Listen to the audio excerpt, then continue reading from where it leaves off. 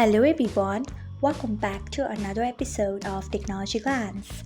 Today in this video, I'm going to guide you through how you can show sponsored images on Brave. So let's get started. Firstly, open Brave browser in your device.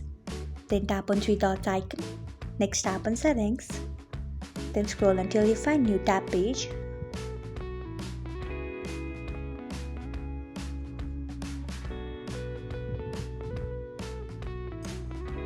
Then tap on it. After that, you can see the option of show sponsored images.